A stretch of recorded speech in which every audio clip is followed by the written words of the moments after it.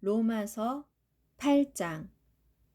그러므로 이제 그리스도 예수께 속한 사람은 결코 정죄받는 일이 없습니다.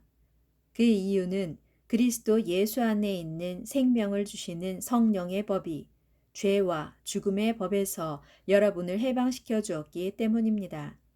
죄 많은 육신에 의해 연약해져서 율법으로서는 할 수 없었던 그 일을 하나님께서는 능히 해결하셨습니다.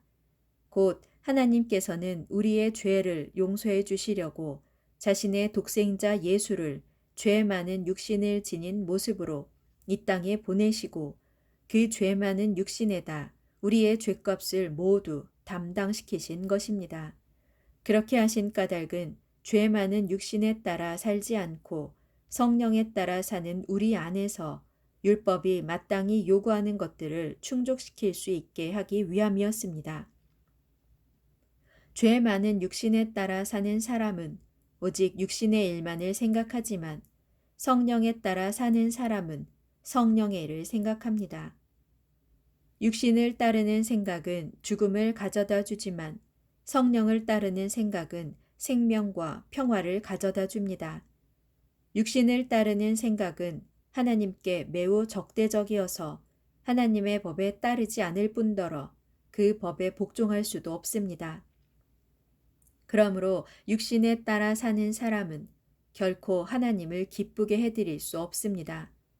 그러나 여러분 안에 하나님의 성령이 거하시면 여러분은 육신에 따르지 않고 성령에 따라 살게 됩니다. 누구든지 그리스도의 영이 없으면 그 사람은 그리스도의 사람이 아니므로 그리스도께 속할 수 없습니다. 하지만 그리스도가 여러분 안에 계시면 여러분의 몸은 죄로 인해 죽은 것이지만 여러분의 영은 의로 인해 살아있게 됩니다.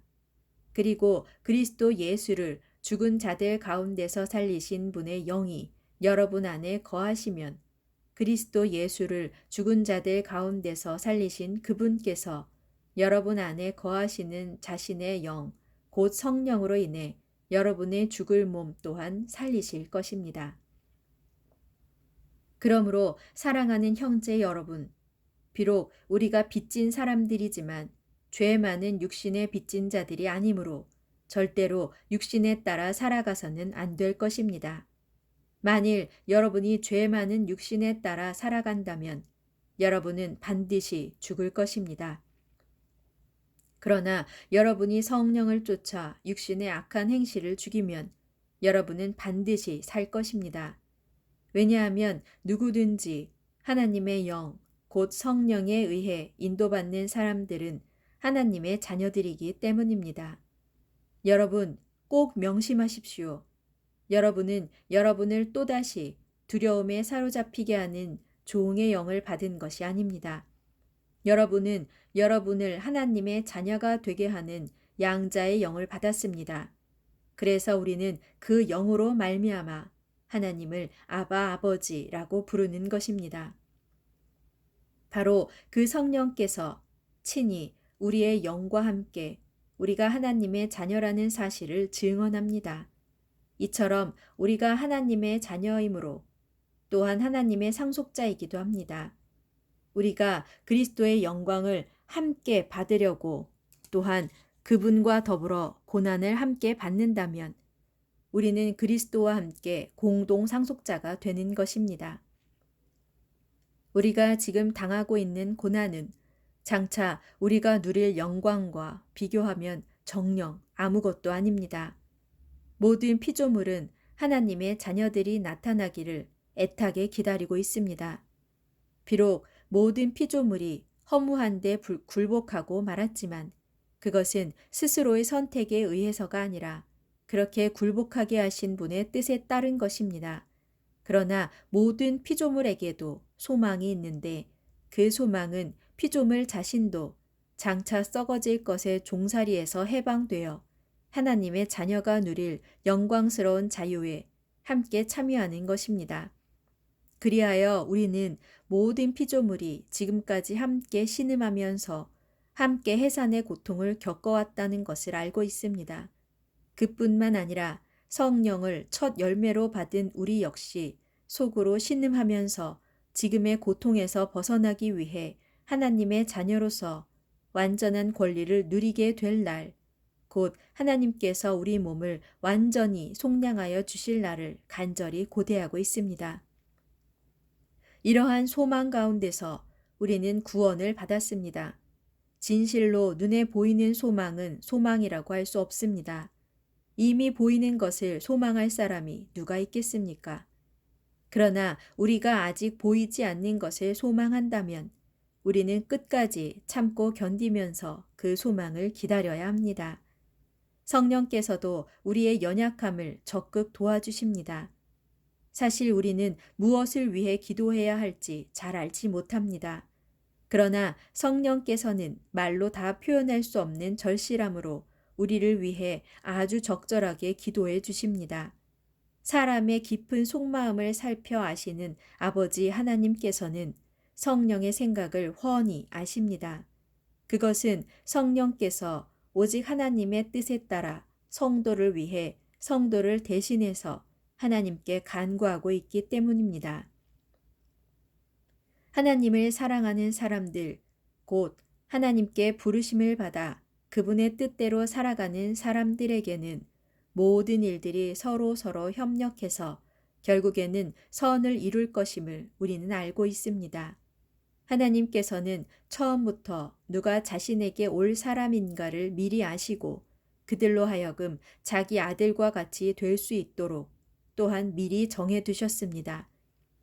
그것은 하나님께서 자기 아들 예수 그리스도를 모든 믿음의 형제들 가운데서 맏아들이 되게 하시려고 그렇게 하신 것입니다. 그리하여 하나님께서는 미리 정해둔 사람들을 적절한 때에 부르시고 또한 부르신 그 사람들을 의롭다 인정해 주시고 또한 의롭다고 인정해 주신 그 사람들을 영광스럽게 하셨습니다. 그렇다면 이런 일을 두고 우리가 무슨 말을 할 수 있겠습니까?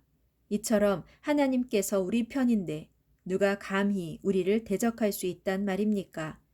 생각해 보십시오.